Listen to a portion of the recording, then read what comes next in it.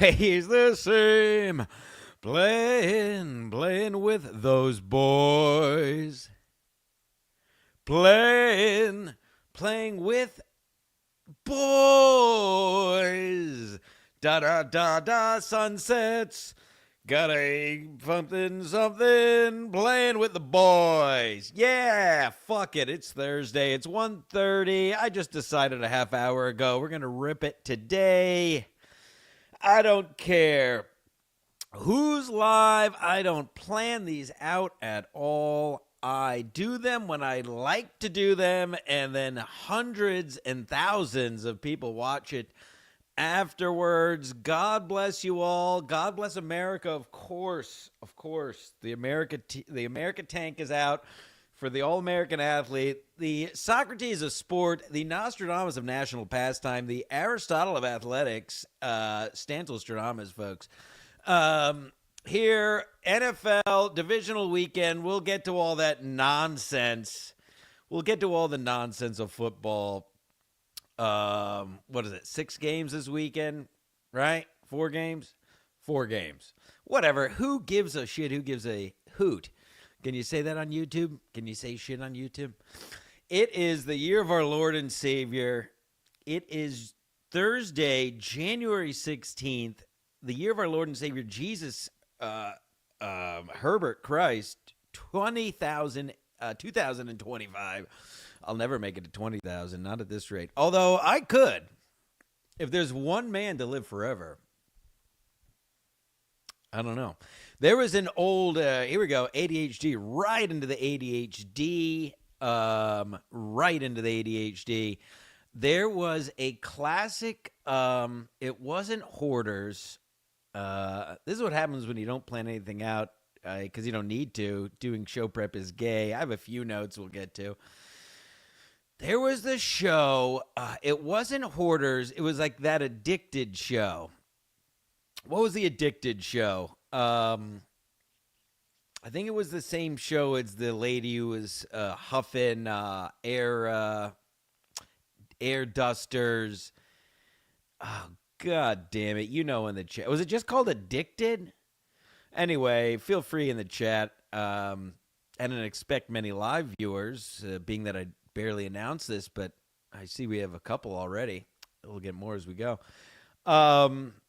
There was a guy, his name was Rick, and he wanted to live forever.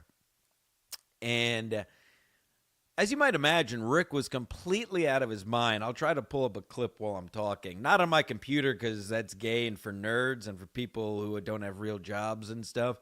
I don't have a producer. I have a computer from 1843. I can't even upload the audio of the shows, but it's just enough to eke out these beautiful broadcasts. His plan was to live forever, but he did it in the most ridiculous way. So he would take, as you might imagine, I think he took like 80 pills a day of all this different stuff. But the best part was he would go to the gym. Like, I want to say 6 to 10 times a day. But this guy was probably in his 50s, maybe 60s. I don't know if Julio was watching it. If Julio's in the chat, he'll know, because we watched it together. We couldn't believe it. This was years and years ago now. He would goes to the gym multiple times a day, but he would just slam out like one exercise and then leave. So he would literally run. By the way, wearing jeans and like loafers and like a cotton T-shirt, he would run in and he would slam out, like, and I'm not exaggerating, like slam out the chest press, like just do like 15 reps, like as fast as he could, and then he would leave. And whenever he would run upstairs, I'll do an act out because this is big business here. When he would run upstairs, he always did a spin at the, if there's stairs that go up and over. I don't know why I can't speak today. The platform, he would spin. So he'd run up the stairs, and then he goes, and then runs up the next flight because he said it burns more calories One of the most amazing. I'm trying to find the names you could watch. I'm not doing it justice. Um, what was the show? It's like impossible to find. I've tried to find it. Does anybody put what's the name of the show where people are addicted to stuff? This is the show, by the way. I just talk about whatever I want.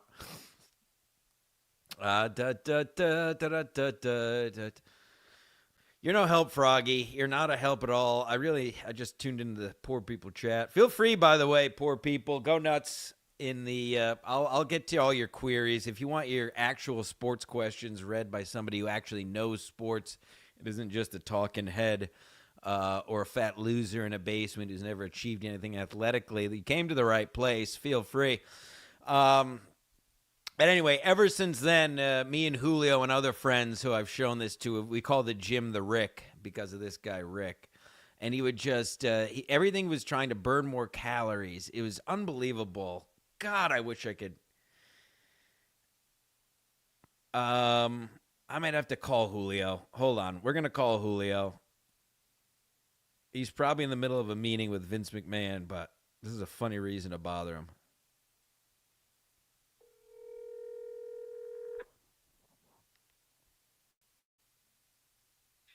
Yeah. Julio, you're on Sports Mask Collective. I have a very quick question. What's up? What was the show Rick was on? Jim Rick was on. What show was that? Jim Rick. Rick, the guy who wanted to live forever, so he spawned on staircases. Oh right. Oh my god. Was that the same show as the girl who was huffing like air dusters? It was like wasn't it like one of those A&E shows or something? Like Yeah. Obsessed? Obsessed sounds right. It wasn't Intervention. I think it's No. Obsessed. Obsessed sounds right. All right, let me look it up. That was it. It was killing me. All right. Yes. Hold on. I think the show is Obsessed. Obsessed. This is the show. This is going to be the show. The show is called Sports Mask. This is basically my show where I do what I want. So, because I don't have to deal with fucking Ski Mask and whatever nonsense he's doing. Obsessed Rick Jim guy.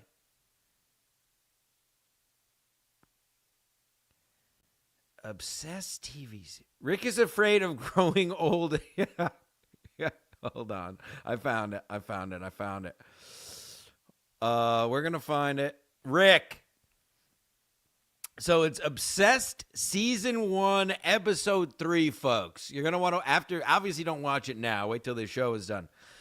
Nidia and Rick. Here's the description of Rick. Rick is afraid of growing old and ritually visits several gyms before and after work for very short workouts.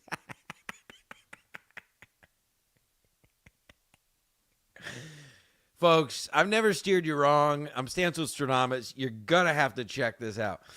He has anxiety if he does not have a certain number of workouts per day. It's basically me. I'm turning into Rick. He has anxiety about turning his body counterclockwise and has a tendency to add up the numbers on car license plates while driving.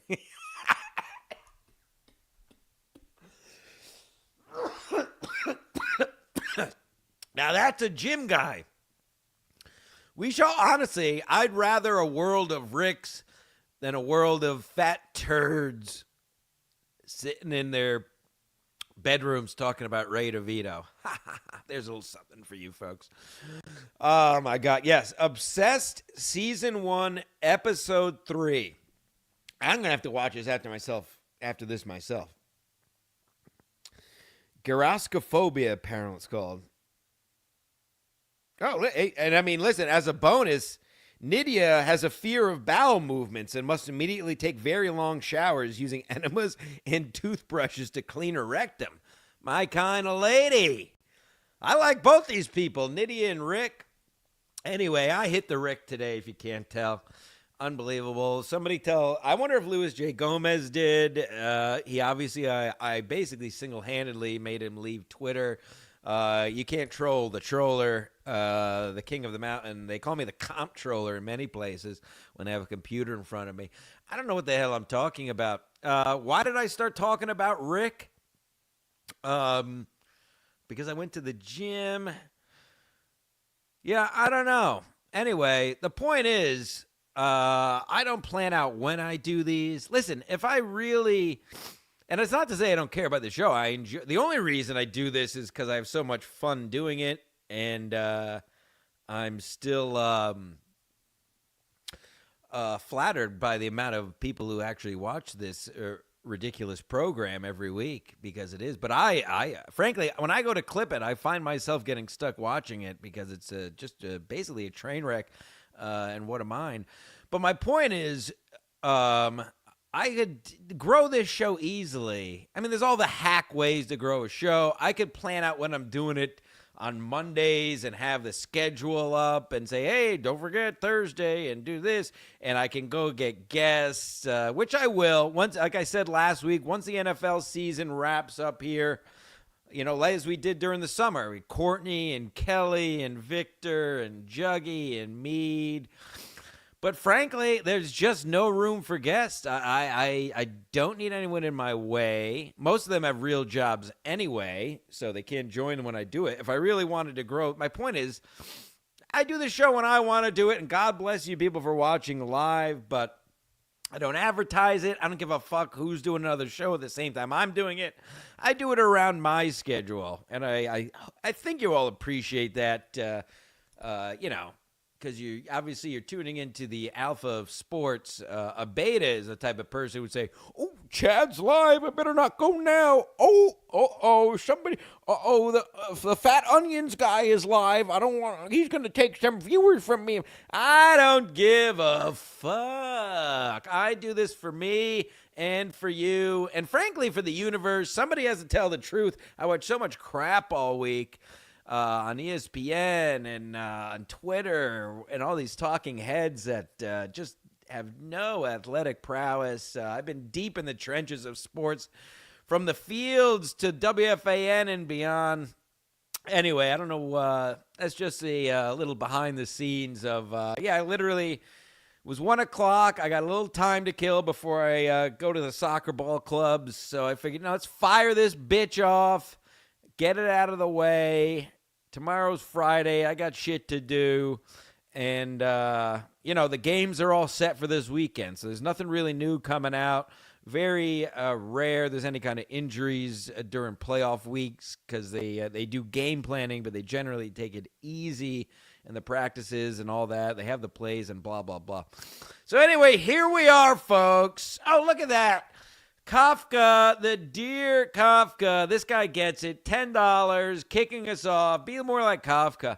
What have we here? Bring out the boys for play. Well, that's a very European second sentence. Bring out the boys for play. It sounds like you're going to talk about pitches and Franks or beans and toast or whatever the hell happens over there. But in any case, bring out the boys. Bring me all the boys, please. I love to play with boys, teaching them. I coached. I literally played with boys for a decade. I coached middle school lacrosse for 2 years, and I was a high school coach for 8 years before I was fired for playing with the boys. That's a joke. But no, Clipper didn't get fired for touching a kid. No. It was a joke, folks. Anyway, pedophilia. Thank you, Kafka. How the fuck am I at 15 minutes already? What the hell? I didn't even start yet. What was I talking about? Oh, I was talking about Rick at the gym. Anyway, what's going on?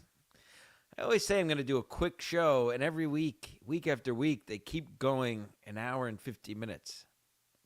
I think that I like to keep it, as you folks know, as you regular programmers, regular viewers know, I keep these quality over content. I'm not going to talk about shit just to kill time like all these other shows. I have no interest in that. I'd rather do a nice 45 to an hour of top-notch, ridiculous content talking about boys and men chasing balls around a field than I care about doing a 4-hour show just trying to drain every viewer of their hard-earned super chat money.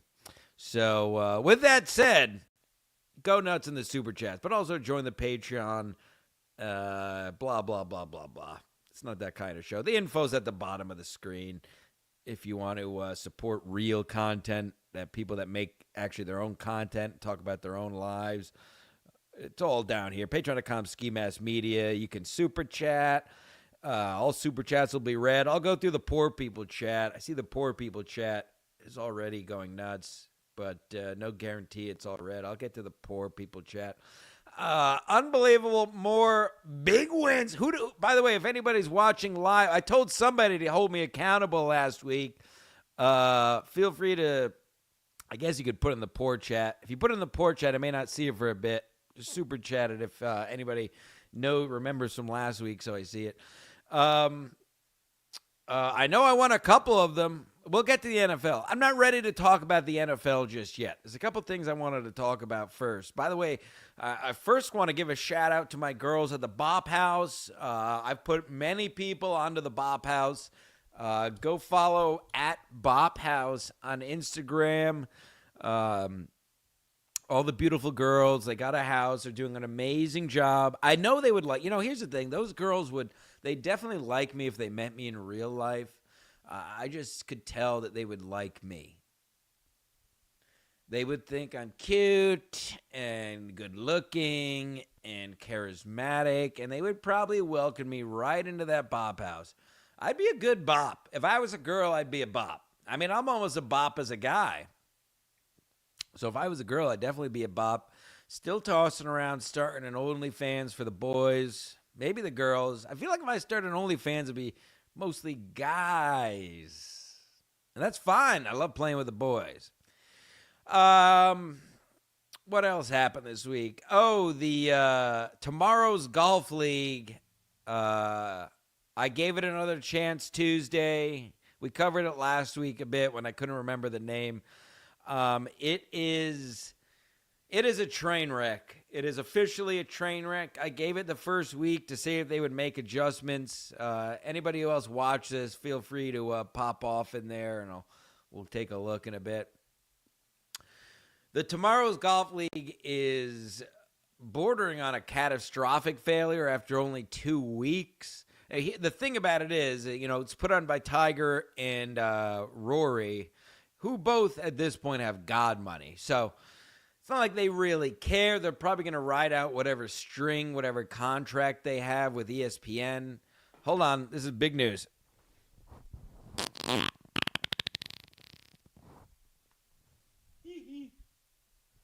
They're probably going to ride out whatever contract they have with ESPN.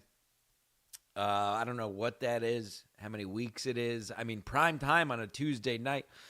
Again, on the surface, I like the idea. There's no real sports on Tuesdays, especially at this time of year. It's just, middle of the season, not even NBA and NHL, essentially. College hoop, too. But basically, Tuesday's a dead sports night for most of us. So the unfortunate thing is I like the idea of something new to watch on an off night on a Tuesday. But it is, and I gave it an honest shake the last 2 weeks. I'll probably flick it on and off next week, but it is not good. TGL. It is not good.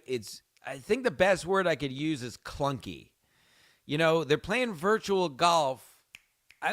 I thought it was going to be, the idea is to make it fast paced. Obviously, golf itself, like baseball, I feel like watching golf. Like if you get it, you get it, and if you don't, you don't. Watching a final round or a moving day round, a third round, you got to have a baseline level of knowledge of what's going on, or else I understand where it appears as boring.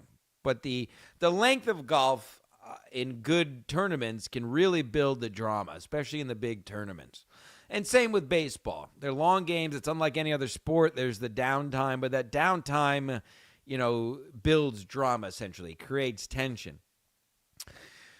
Obviously, you're doing a virtual golf league. you're not going to, and you're doing it for TV, for a 2-hour TV spot. This should be fast paced. They have 3 guys on each of these teams that take the tee shots.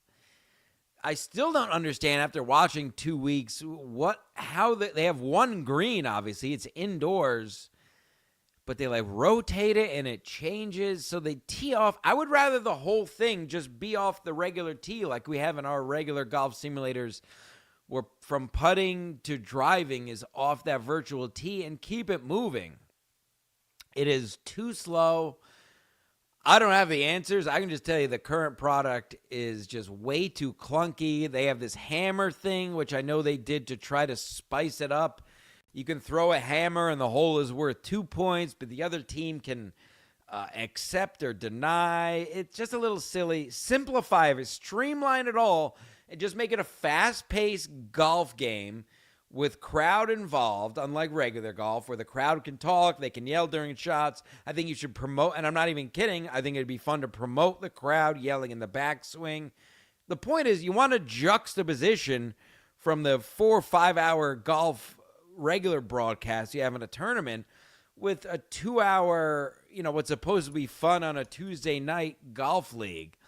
And I think they're missing the marks because they're landing somewhere in the middle, and it just feels clunky.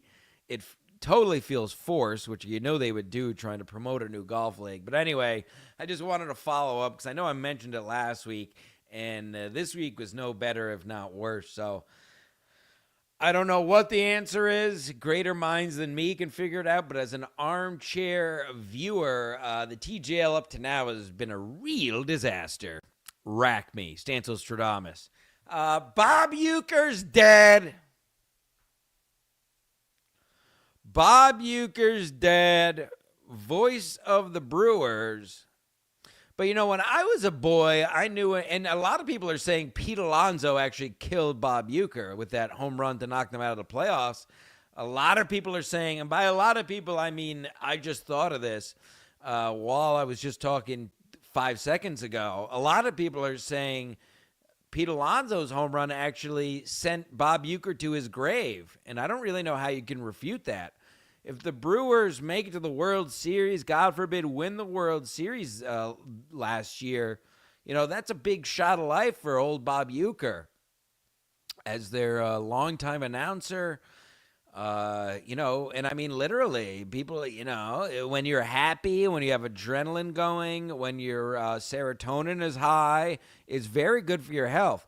So Pete Alonso's home run to knock the Brewers out of the playoffs there, again, I think that is, in fact, it could be all traced back to the New York Mets and Pete Alonso knocking the Brewers out of the playoffs, which indeed did kill Bob Uecker.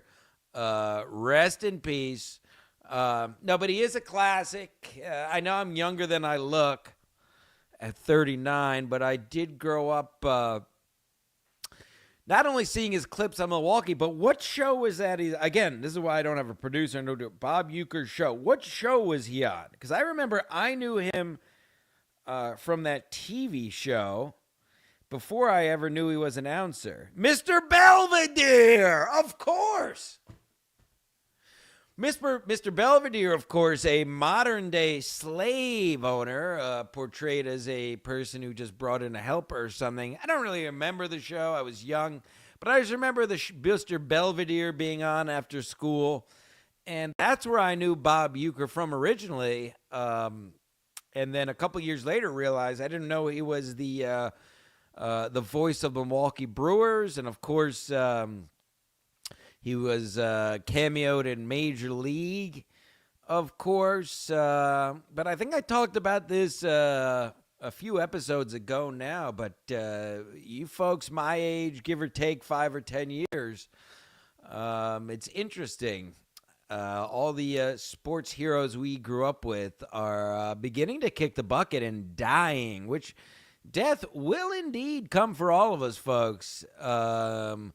Many a Lord Huron quotes can prove that. And Bob Uecker, I don't know what I'm going to do when Michael Jordan dies. I've talked about this before. I'm truly worried for my own mental health what is going to happen to me when Bob Uecker when Michael Jordan dies. I may just have to take a few days to sit Shiva with my Jordan jerseys and my, of course, one of the greatest books ever read, Driven from Within by Michael Jordan. Essentially my Bible. If you haven't read Driven from Within by Michael Jordan, you're going to want to read that. So 2 pieces of homework after this. You're going to want to go watch Obsessed Season 1, Episode 3, and watch Rick go to the gym 10 times a day and spin around all the time. And you're going to want to read Driven from Within by Michael Jordan, the quintessential book on how to be a competitor, which, as a man who's barely 5'6", it's all in the brain about getting ahead of these big mongoloids. But that's how I achieved anyway and became an All-American athlete. And now we're here, and, I like to share that. But in all seriousness, if you have kids or if you're around kids, just give it a little book. If you're around kids at a playground and none of them are yours, just say, hey, come here. You ever hear of Michael Jordan? And they'll say, no, not really. And you say, come to my car. I got a book. I got something for you. And they'll say, I don't know. My mom says I shouldn't. And then you cut them off and you say, just come on. It's free. And you go over you grab them slightly forcefully. I like to grab children slightly forcefully, by the inside of the armpit there. Perhaps leave a slight bruise, perhaps. And you're going to grab them by the inside of their shoulder there, and you're going to kind of just nudge them to your car. And you open the door, and you say, they just say, I don't know if I should go. And then, oh, no, you're not coming in. And while the mother is running, screaming from the other side of the playground, as she sees you opening your car door with her young son, that's when you pull out that Michael Jordan Driven from Within book, and you say, son, if you ever wanted to be great, here's the blueprint. And her mother would say, oh, thank God. I thought you were going to rape my young son. And you'll say, no, ma'am, but I will to you. And you grab her by the inside of her arm and you forcefully throw in your back seat. Have your way with her. She'll resist at first while her son stands outside of the car crying, perhaps banging on the door. But you're going to finish quick. This is a very sexual situation. You're going to finish quick, and you're going to finish inside of her. And when you're done, not only is she not going to call the cops, she's going to say, thank you for what you just did to me, and thank you for what you've given my son.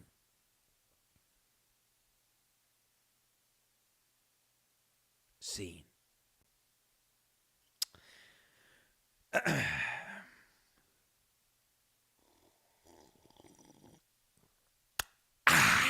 That's brisk, baby. You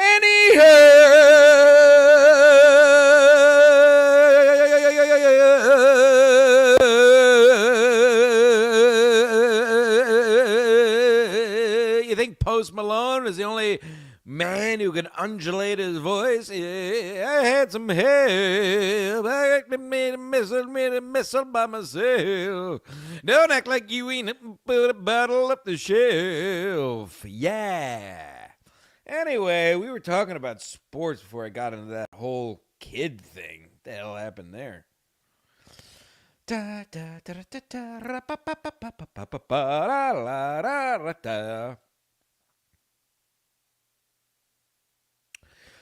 Oh, somebody else died, I know. Everybody's dying. I guess it is dying season, isn't it? It's a good time of year to die. Get in there. All right, I guess we can talk. Let's see what you poor people. Kafka was the only one with the balls to super chat. Clearly, he's doing well. I'll honor. Let's see what you poor people are on about. You poor people. Froggy, as always, just going absolutely hog wild. Talk about the fucking the Texas-Ohio State game. No, Didn't watch it. Didn't care about it. College football sucks. Notre Dame, Ohio State, Monday night. I know Notre Dame is hot. At the same time, I don't know. I think Ohio State's going to wipe the floor with them. I would like to see Notre Dame win. I'll probably bet on Notre Dame and buy some points, maybe buy a 7.5 on Notre Dame. It'll probably be close-ish. I could also just see, this is the problem with college. Different divisions. Like a team like Ohio State is generally just on another level than even a Notre Dame. But no, didn't watch a second of the Texas-Ohio State game. I watched a few seconds of the Penn State-Notre Dame game, but that was shit, as most college games are. So no, I will not be wasting time on college football because it's the minor league to the sport we are going to talk about. But yes, if you're pushing me, I don't want them to. I want Notre Dame to win. I think Ohio State will win. Rack me. Froggy, boy, you put a lot in here. You're an All-American. I am. I don't know if you're new here. 2007 lacrosse All-American, Men's Club Lacrosse Association All-American, Division III All-American. All facts. My Stranger Dick. No, it was Obsessed. Thank you for. I just saw Chris Mackey tried to guess. It was Obsessed. Obsessed Season 1, Episode 3. Watch Rick go to the gym as soon as we're done here. You'll thank me next week. Mint Diggity says, I think, Mint Diggity, was it you who placed all my bets? Jugging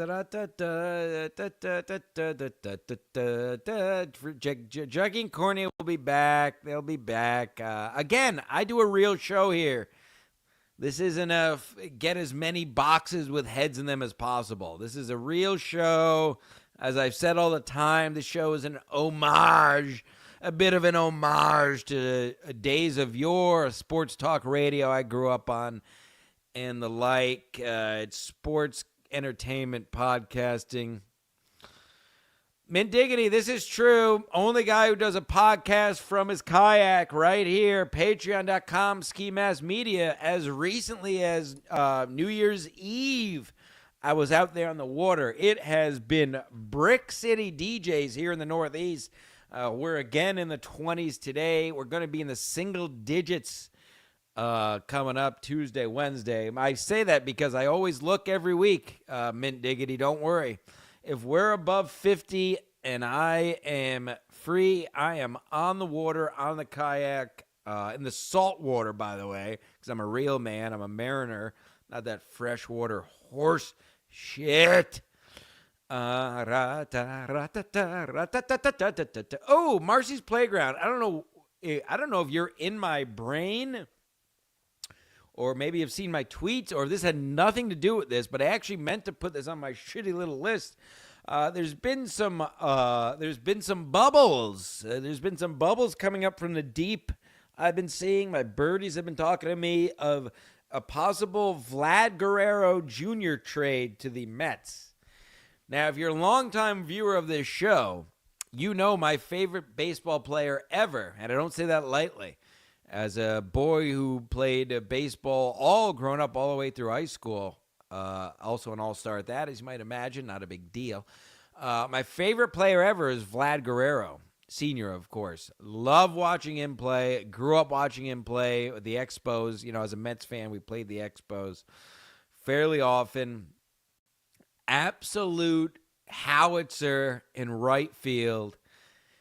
And, of course, at the plate, never wore gloves, which I never did because of him.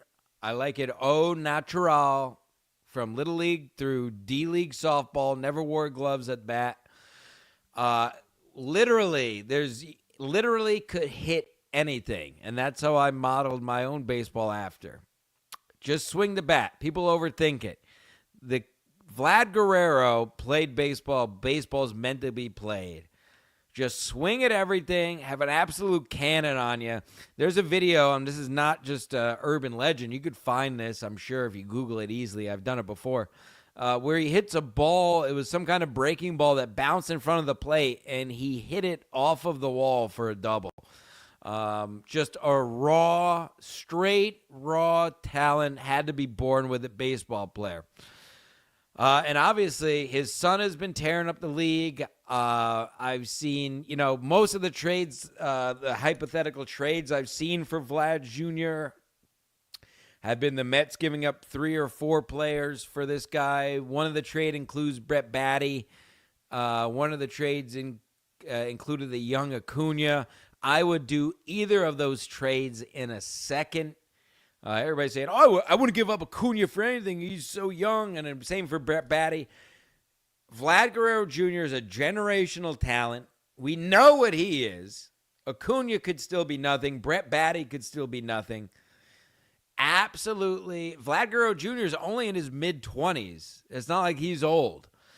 I would give up anything. And Steve Cohen, my favorite Jew, you're going so hard to win this World Series this year.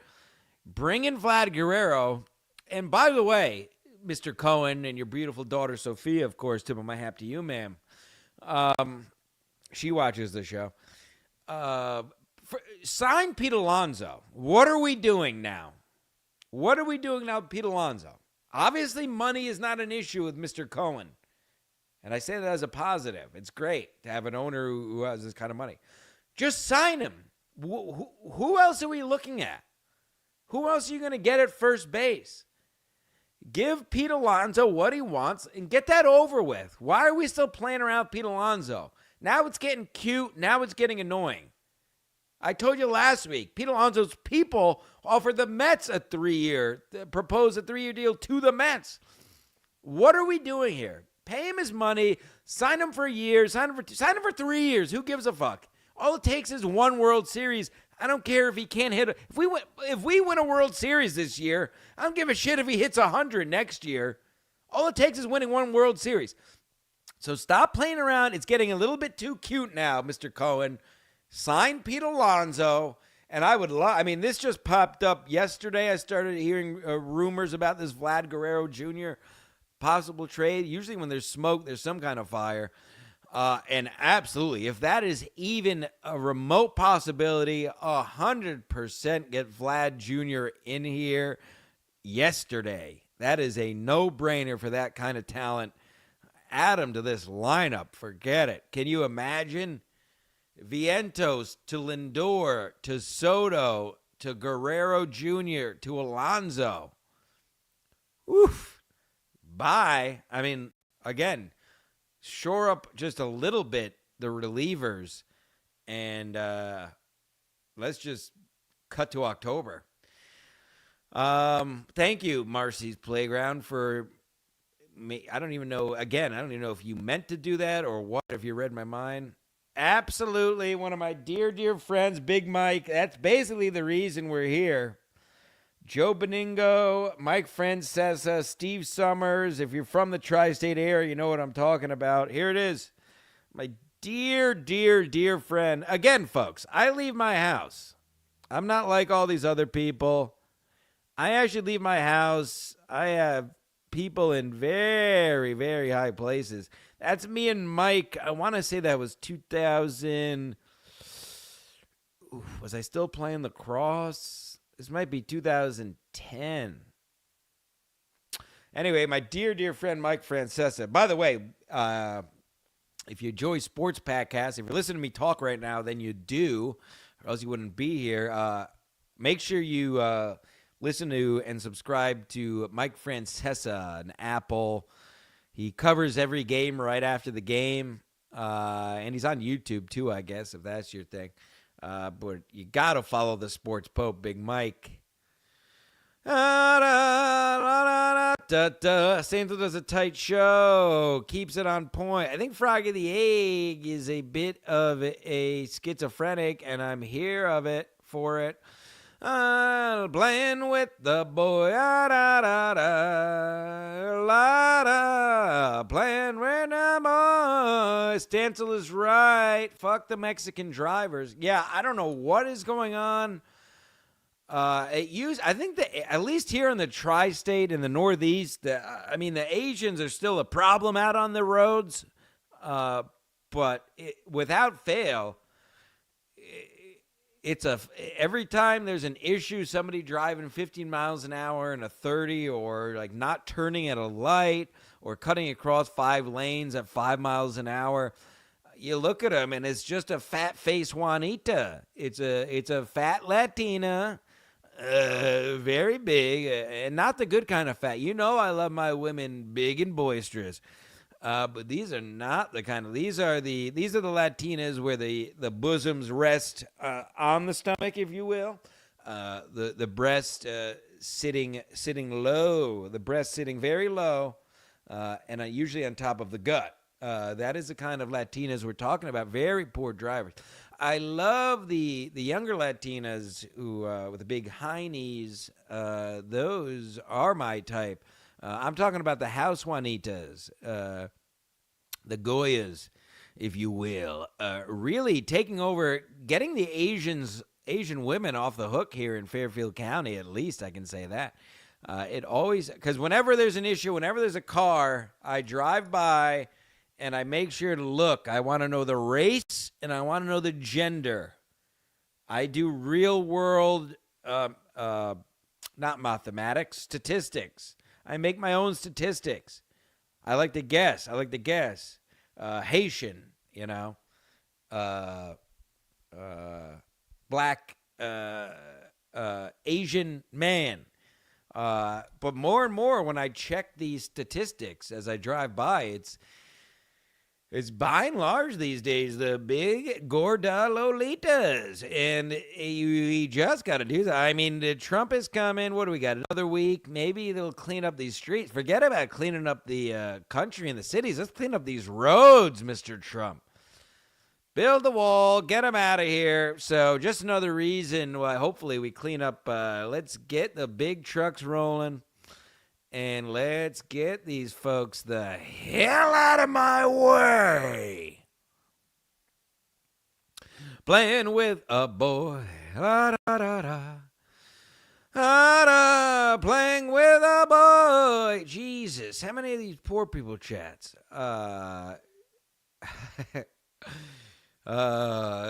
Should the Giants get Jason Giambi? Sure. I don't know. I was laughing because you reminded me of the classic moment in sports radio history when somebody called Mike Francesa and asked him if he thought the San Francisco Giants go out to eat with the New York Giants when they're in town. And he spent 10 minutes talking about how dumb that is. All right. I caught up on the poor people. God bless you. We'll come back to you, poor people. Feel free to keep sending in whatever the fuck. All right. Let's get to the big leagues. Let's get to the NFL. That's why we're all here. Blah, da, blah, da, blah, blah, blah. Oh, I forgot. Oh, my God. I almost forgot. I need to spend 4 hours talking about Ray DeVito and Bob Levy and Chad and Milton and Shuley and Steel Toe. I need to spend 4 to 5 hours talking about them for the third year in a row and not talk about anything new and watch clips. I forgot. Oh, no, I didn't forget. I do a real show, and I actually care to put out quality content. Anywho,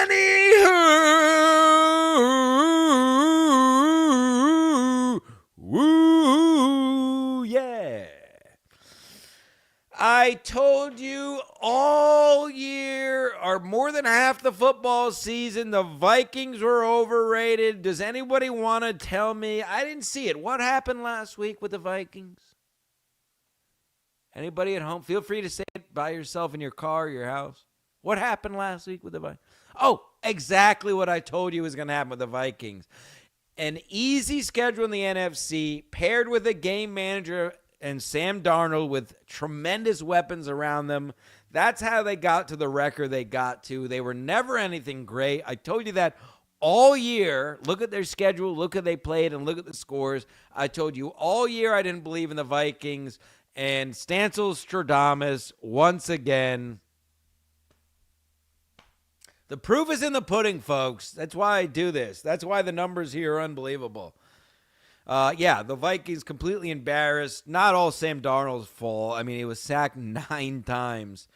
But, folks, I also told you the Rams, and again, I said this weeks ago now, during the regular season, a few weeks before the regular season. I told you the Rams are a force to be reckoned with, and they're not done yet. I got news for you. They are not done yet. The Eagles are 100% on upset alert. And I'll tell you this. I was going to save this as a who gives a fuck. If the Rams do beat the Eagles, the Rams are going to the Super Bowl. Write that down. Hold me to that. If the Rams beat the Eagles, which they might, by the way. The Rams are a good team, I've been telling you. They had a very, very slow start. They had some rough games during the season. Sean McVay is a borderline Hall of Fame coach. Matt Stafford is a pro's pro.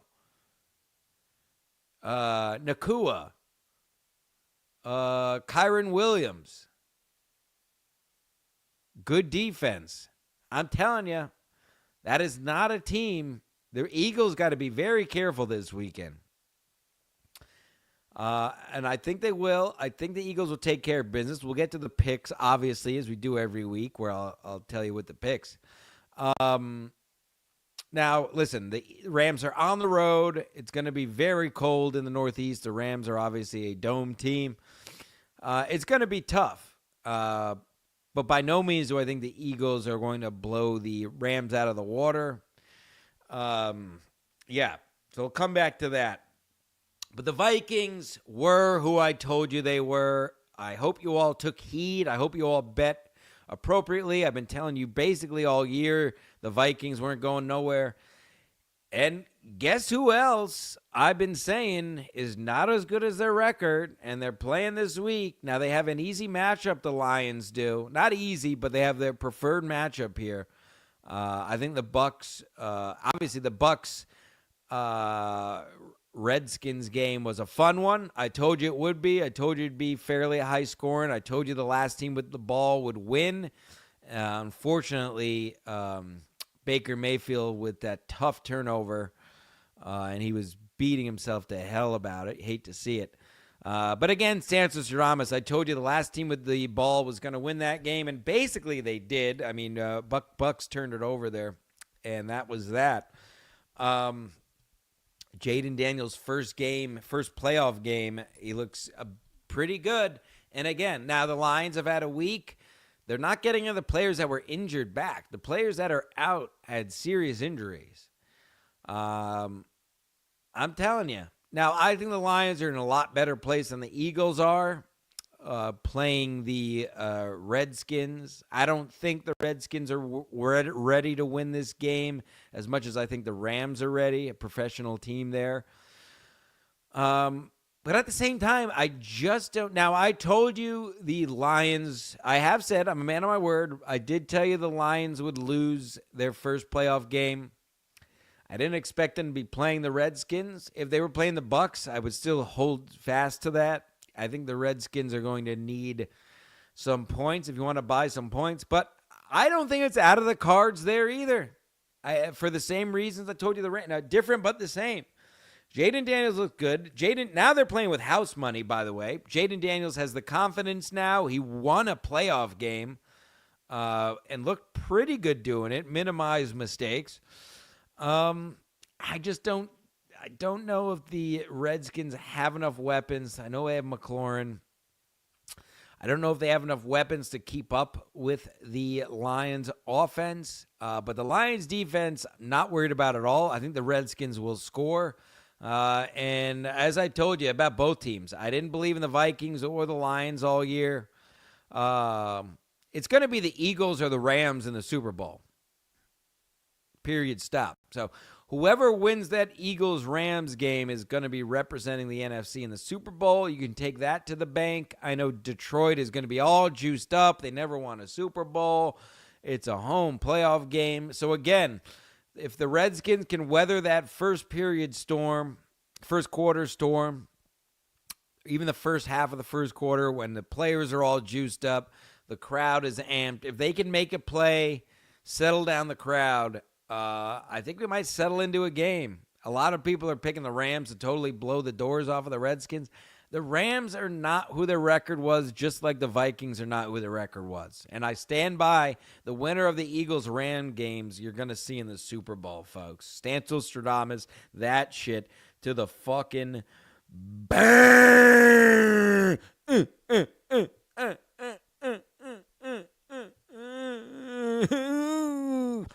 Watch out for the backdoor cover.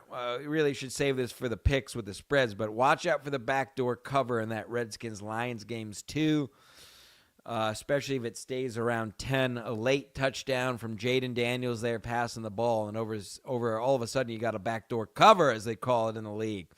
So heads up to my fellow gamblers. By the way, Stancil Stradamus, a couple more big wins last night. I won over $4 last night. A 3-pick parlay and a 4-pick parlay of the Wolves game. Unbelievable what's happening out here. If anybody wants to join our betting group, me, Stancil, Mead, Ski Mask is in there on DraftKings. Let me know. I'll give you the link. I don't give a fuck. Alrighty, let's get to the AFC. A little preview here. Now the Chiefs. Hold on. The Chiefs, unlike the Lions, unlike the Vikings, the Chiefs are locked, cocked, and ready to unload. Anyone thinking a week off would do anything to a team like the Chiefs doesn't know sports, doesn't follow sports clearly. This is a Hall of Fame coach in Andy Reid. This is a Hall of Fame quarterback in Patrick Mahomes. This is a Hall of Famer tight end in Travis Kelce. This is a Hall of Fame D-end in Chris Jones. All who have already won a Super Bowl, who have been to the Promised Land multiple times and know what it takes. This is not a team, unlike a lot of these teams, who can get the week off, get complacent. They see the Texans won in an upset, and like, oh, we can take it easy. That is not going to happen with a team like the Kansas City Chiefs. Hollywood Brown now settled in at wide receiver. That lets Xavier Worthy play his real position now. So the offense is going to be more explosive than they've been all year. This is a game I unfortunately, for the sake of viewership, I cannot see the Texans winning this game. It is still the NFL. If this was college, there'd be absolutely zero chance. Being that it's the NFL and these players are all actually good, it's never totally out of the cards, but I think this is as close to a lock as you're going to find, especially a dome team. Not that it's a huge difference because these guys play all over in college and what have you, but on top of it, Kansas City home game, it's going to be frigid in Kansas this weekend. I don't see any way. I'm not saying it won't, there's a chance the Texans could hang around, but this is about as close as a lock as old Stancil will ever do on an NFL game. The Chiefs are driven. They played their season all aimed at the Super Bowl. The Chiefs aren't most of these teams, if not all the teams but the Chiefs. The season is about making the playoffs, getting in the dance, and of course, every team wants to win the Super Bowl. The Chiefs literally plan their season around winning the Super Bowl. Don't expect any kind of letdown here from the Chiefs. They are going to take care of business at home. And then you're going to have the big matchup against the biggest matchup of the year so far, Sunday at 6:30. It's all but guaranteed I'll be at the best bar in America watching this beautiful, beautiful game the Lords have blessed us with. We've been trudging towards this game for a while now, even before the playoffs, before seeding. This is what we were all hoping for. The Ravens at the Bills this Sunday, 6:30. This may be the and I got to give credit to Big Fat Mike Francesa because I can't claim this is an original research. I don't have time for that nonsense. But I think, as Mike, I agree with Big Fat Mike, this may be the first game besides the Super Bowl to reach a 30 rating. I'm not going to explain TV ratings, but essentially the only sports game, almost the only broadcast, aside very special events and emergencies, that ever reach a 30 rating is generally the Super Bowl every year. This might be one of the first times where a non-Super Bowl game gets to that 30 rating, because this is as good as it gets, folks. As I say every week during the NFL season, you folks know you gotta. If you can't get rid of them for the first 3 games, you're gonna have to do something to your wife and children and family for Sunday at 6:30. You know, I would say divorce your wife, abuse your child so they're taken away, and send your parents to an old folks home. But whatever you do, you got to be in front of a TV Sunday at 6:30. This is basically the matchup we've all been waiting for, only to be followed by the beautiful matchup we're going to have next week, where it's going to be the Ravens or the Bills at Kansas City, in a beautiful rematch either way there. The Ravens obviously beat the Bills earlier this season. I mean, what else is there to say about this game? We've been over, both these teams. These are both teams who have Super Bowl talk all year. MVP versus MVP. I'll say this. I mean, and I've said it for a while. I don't know how I don't get how people are giving Josh Allen the MVP over Lamar Jackson. Just watch a Lamar Jackson game. I understand Josh Allen does it with his legs too, but Josh Allen is at the peak of his career, I think. I mean, watch his playoff game last week. Just, you knew each time he was getting rushed, you knew he was going to figure out a way to get 15 or 20 yards. Not to mention Derrick Henry, also a Hall of Famer. Talk about a renaissance. I mean, I'll be the first to admit I had a chance to pick him in fantasy. I thought he can't possibly, he's getting older, can't do it again. Absolute monster. Derrick Henry, I was totally wrong about him this year. He is peaking. And at this point in the year, fatigue and all that is out the window. You're 2 games from the Super Bowl. I'm not worried as an athlete. This is why people come to me to watch this show. I can tell you, it's all out the window. Once you hit the field, adrenaline takes over. This isn't a week 12 game where he's got fatigue and he's going to take himself out. Derrick Henry, Lamar Jackson, and the Ravens are ready to go. I know the Bills are too. For the same reason, I just don't get the whole not that I don't get it. I understand Josh Allen is a great player, but Lamar Jackson is in the same league. I just don't get, when you see how much Lamar Jackson does for that offense, to say Josh Allen is a more valuable player is bizarre to me. But whatever. They're going to be on the field together this Sunday.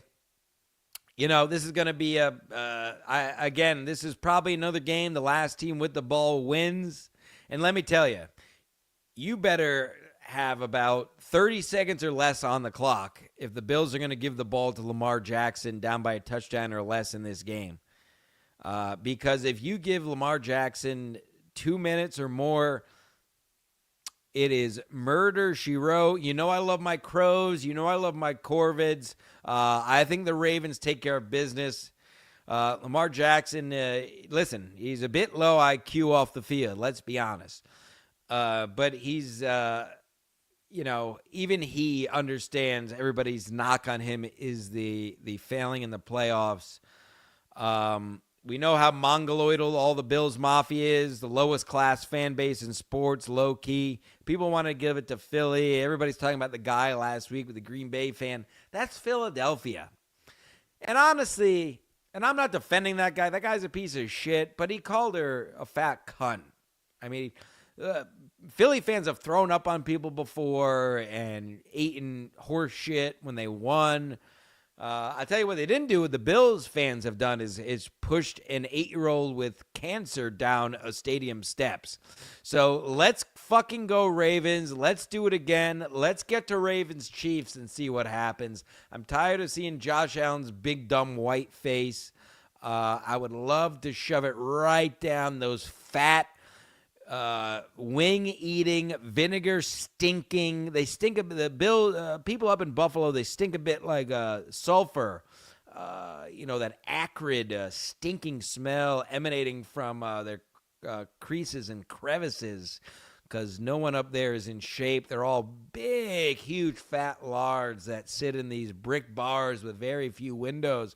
And they just, Bill's gonna be good. Hey, Bill, hey, are you gonna? Did you see that guy go through the table last week? Oh, did you see that guy cover himself in ketchup and mustard last week? Oh, we don't have any other sports teams that matter.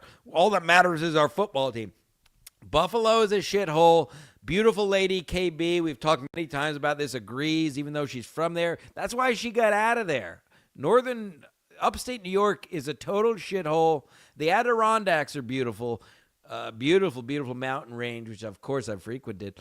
Right across from the Green Mountains, right across Lake Champlain and the beautiful Green Mountains of Vermont. You have the beautiful Adirondack Mountains of northern New York, and that's about all northern New York is good for. I cannot wait to see an African-American gentleman, Lamar Jackson, and that Afro-American gentleman, Derrick Henry, shove that loss right down the Buffalo Bills and their mongoloidal fans' faces this Sunday at 6:30, and I'll be doing it.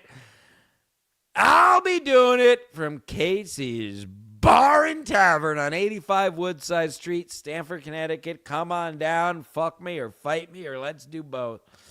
Oh, boy, am I good at this. And I don't even do this for a living. It's really unbelievable how well I am going. It's really good. Let's check the poor people. I see you poors. And I have seen many of you have joined the Patreon. Thank you. If you haven't, send over a super chat. Don't be a cheap fuck. You're welcome to just join the Patreon. But if you don't, and if you're going to give all these other fucking literal shit shows $1, who is just old men talking like high school girls drama, you goddamn well better get out the coin purse for an actual show of actually somebody talking about actual things that actually happen instead of just fake old men drama. I mean, I hate Ray. I like Ray. Ray's on the show. Ray's off the show. Oh, Chad, I hate Chad. He's off the show. Oh, Chad's on the show. Yeah, God. It's gay. It's all gay. I love Kevin. As I've been saying on the other show for years, unfortunately now. Let's just move on. Every now and then there's some flashes of hope where I'll have on like a real other comic or like somebody that's not any of these fucking losers. It's just, listen, I don't mind that shit now and then, but now the whole show is this crap. Ugh. I don't know how anyone I don't watch it anymore. I haven't watched it probably since May. I'll flick it on to see what they're talking about, and it's just the same boring shit. Come on, Kevin. The thing is, he's taking the easy way out, just taking all these idiots' money, and the product is just trash. It's not going to stop until you people stop. Anyway. Mint Diggity, of course. Is KB a retard? Karen retard? I wouldn't argue that. Yeah, exactly. Nobody, like the current comics, like barely know Kevin now. He doesn't leave his house. I deal with the comics day in and day out. Oh my God, Chris Mack. Yeah, that honestly was a hard one. Still is. I love Bill Walton. Throw it down, big man. I'd play all day with Cassie Russell, Lou Alcindor, Michael Jordan. And then I'd dance all night under the stars with Phil Lash, Jerry Garcia, Bob Weir, Pigpen McClellan on the keys. Throw it down, big man. Oh, I love Bill Walton. Again, one of the greatest radio interviews ever. Mike Francesa and Bill Walton. If you could find it, send it to me. Well, the most hilarious hour you'll ever see. Total classic.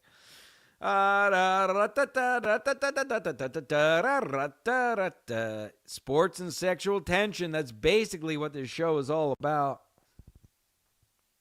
Real man. A real man for a change. Not all these cucks in this Dabbleverse nonsense. We'll get to the picks in a second. I'm not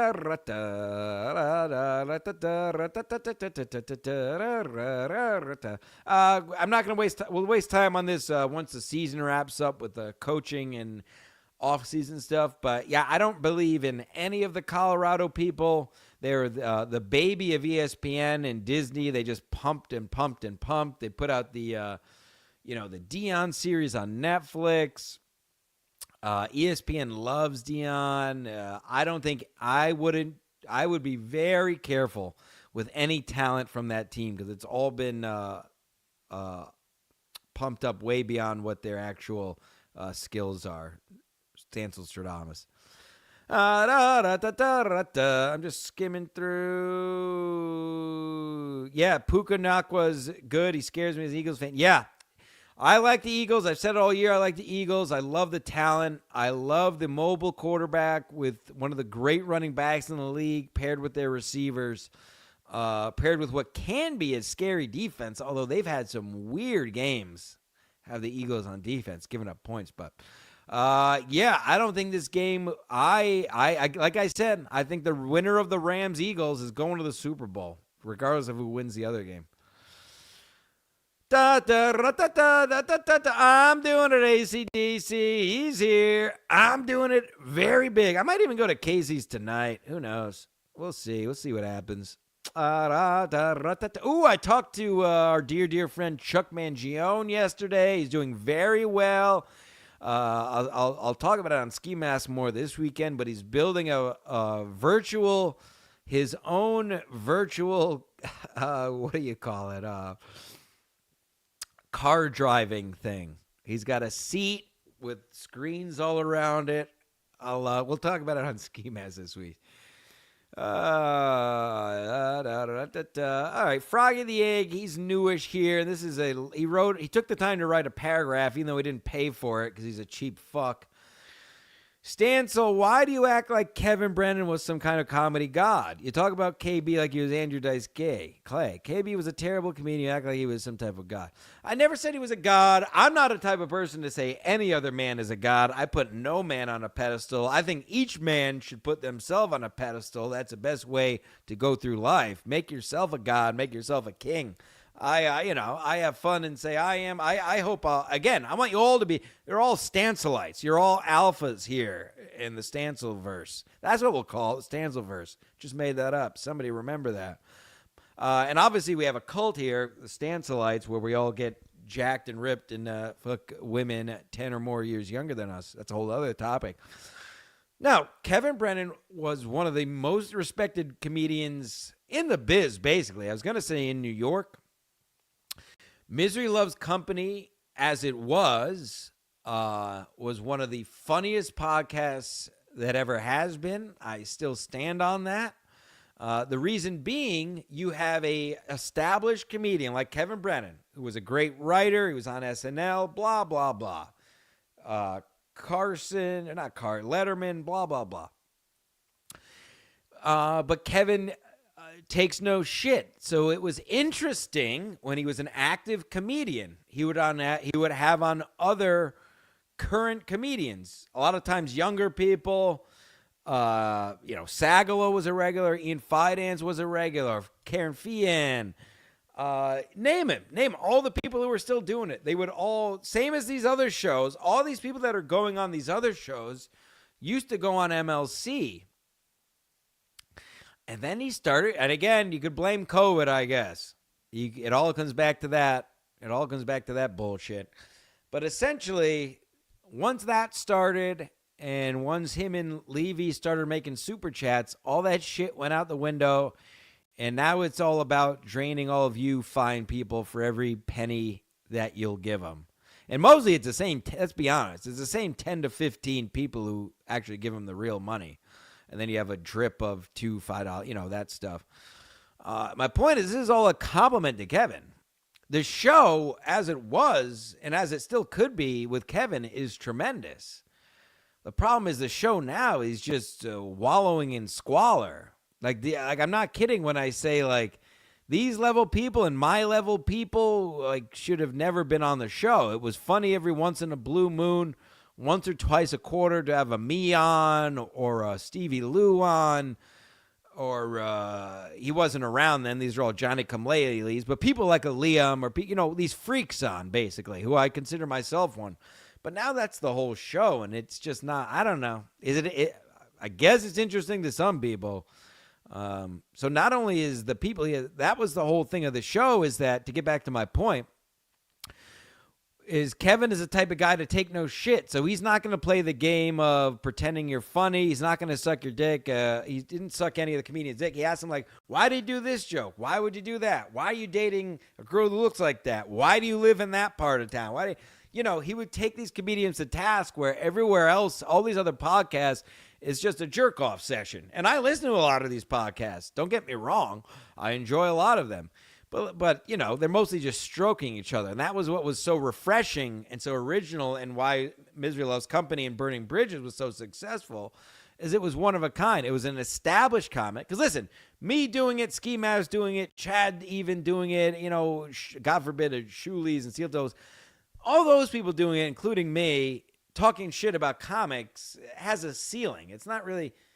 But when you have somebody like Kevin Brennan, who was established, who all NYC comics will tell you is one of the funniest comics when he was doing it, having a guy like that talking to comics the way he did, that was the whole point of the show, in my opinion. And that's why I think the show is shit now.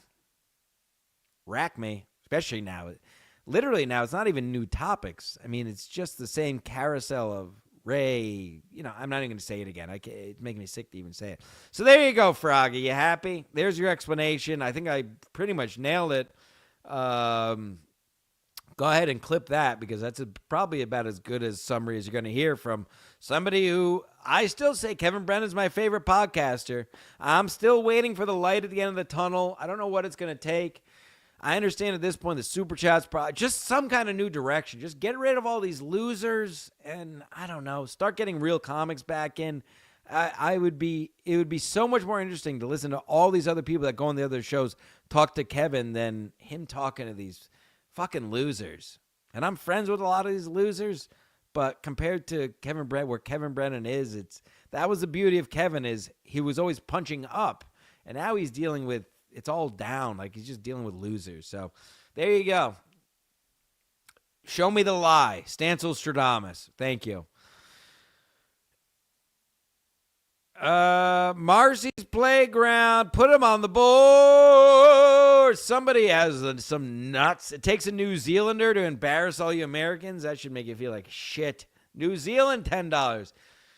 Do you still have the woman's gray gloves I found? Absolutely. They are in my Dickies jacket that I was wearing that night. If you don't know what I'm talking about, join the Patreon.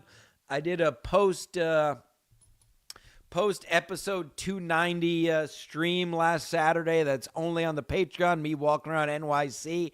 I found a pair of women's gloves on the train. Not only that, it's the only place where I do broadcast without my sunglasses. So if you want to see that, you're going to have to join the Patreon. Sunglass Stancil, patreon.com, Ski Mask Media, for a mere $3. And we put out at least 1 or 2 videos or podcasts a week. And we don't even do that. We do this for the love of the game. So, and a couple shekels. Pay that telephone bill. Don't hurt. You know what I mean, Marcy? By the way, are you really in New Zealand? I really want to visit New Zealand. Very high on my list. Let's talk offline. If you can set up some lodging so I could pull out a mortgage for that flight.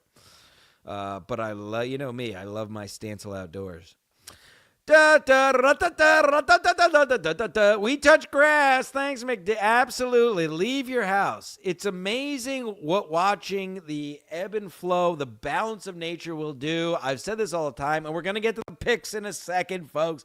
Hang on. But you got to, even if you live in a city, now I encourage you, if you live in a suburb or wherever, find a park, go by the water if you can, and really get in there. But even if you live in a city, just sit outside and watch the ebb and flow, even of the pigeons. You watch a group of pigeons or a group of any animal for 10 seconds, like, oh, look what these idiots are doing. When you actually sit there and watch them, even just for 5 minutes, you see that everything they do has a purpose. These animals aren't just out here fucking, oh, we'll do this. Just like us, all the animals you see have been doing what they're doing for millennia. everything they do is for a reason. And when you actually sit and watch them, it's very interesting. And you get to see the balance of nature, and it reminds you how out of balance we are. That's a whole other thing. But even if it's something as simple as watching pigeons, even seagulls. I'm talking about the most basic animals out there. You got to take time. I try to do it every day, at least once a week, folks, for my stanselites. Just go sit somewhere and watch the ebbs and flows and the flow of nature in whatever form. It really grounds you, folks.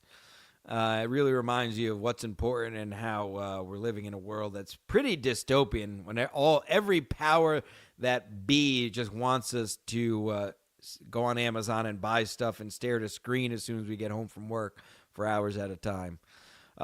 Thanks for getting me on a fucking tangent, Mink Diggity. You owe me money. Just kidding. You're a member. Shout out to the members, by the way. That's the other thing about the Stancil streams. As soon as they're done, because I got to be on my computer to put them on Patreon. As soon as the walk-arounds, the live from NYC, etc. are done, I make them live for everyone. As soon as they're done, they go to members only. So there's your benefit of being a member. And it stays members only until I can get it on the Patreon. Sometimes that's the next day, sometimes it's days. So there are even benefits for being a member of the channel, folks. Just smelling that salt air. You know it. You know it. You know it, Mint. All right. We did have Fart Fall, Froggy. We did have Fart Fall. It was a huge success. I don't know. We're in the what's with the winter? Whisk W winter? I don't fucking know. I'm retarded. Folks, we'll check the poor people chat one more time after the picks. But God damn it, it is the NFL Divisional weekend. I am on a heater, folks. Your boy is on a heater. Let's turn up the music. It is time for Stancil Stradamus' picks for the NFL Divisional Weekend 2025. Oh, God. Hold on. Oh.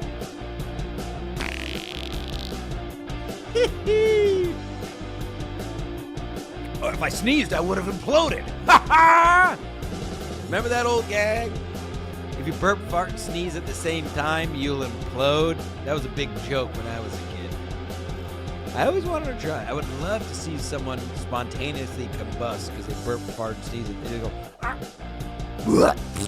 Ah! How would it work? Whoop! Chew! Fuck! Bang! Wouldn't that be funny? Anywho, you hear the music. I have ADHD. Let's get to the picks, and then I can finally get to sucking on these dicks. Playing with a boy. All right, folks. Saturday, 4:30. As I told you, I think this is the one game where it is probably going to be a bit one-sided. We have the Texans at the Chiefs. The line is 8.5 there in Kansas City. I'm taking the Chiefs and the -8.5 and lock that up right now if you haven't already. I don't really understand that line, and that's not taking anything away from Ski Mask Houston Texans, but I painted you the picture before of how stacked, racked, and loaded the Chiefs are for this game and for the rest of this season. Yeah, I'm absolutely taking the Chiefs and the -8.5. The over-under here is 41.5. I am taking the over here just in that I could see the Chiefs putting up 30 on their own, and then you sprinkle in maybe 14 for the Texans, and then there goes your over. Chiefs -8.5, and I'm banging that over.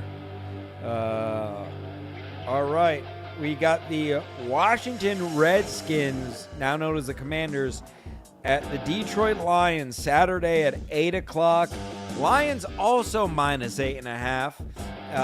Over under here is 55.5. I am banging that under. These are playoff games. Teams get tighter.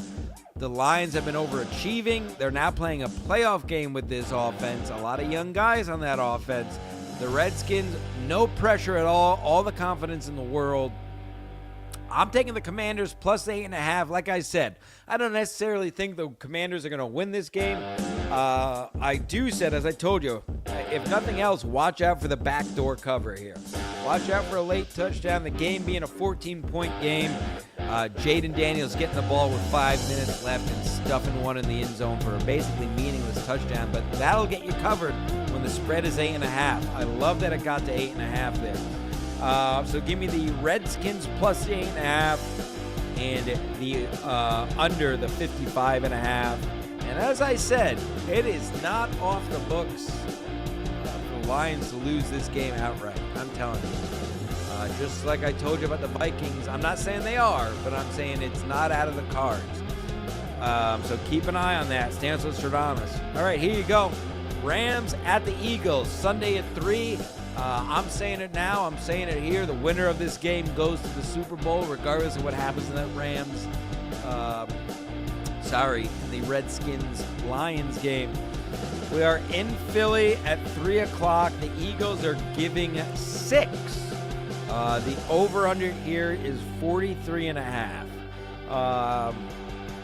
As I said, put the Eagles on upset alert, and that is nothing against the Eagles. I think the Rams are good. If this was a 7 or 7.5, I'd be taking the Rams. I'm going to take the Eagles minus the 6. I think they pull it out with at least a touchdown, maybe by 10. But I wouldn't at all be surprised if this game goes the other way. I don't think it will. I think the Eagles have too many weapons. I think Saquon, similar to Lamar and Derrick Henry, I think he is also very driven after what happened with the Giants and everything. I think he's still driven, and he is on a mission to have the biggest year he can. So I'm taking the Eagles minus the 6. The over-under at 43.5, I don't love. I'm going to take the over. You know, the Rams have a pretty good offense as well.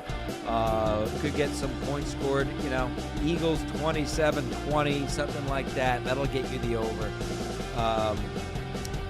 Eagles minus 6 and over 43.5. And then we got the game of the year, Sunday, 6:30. MVP versus MVP. Obviously, my MVP is the black one, which is the right one.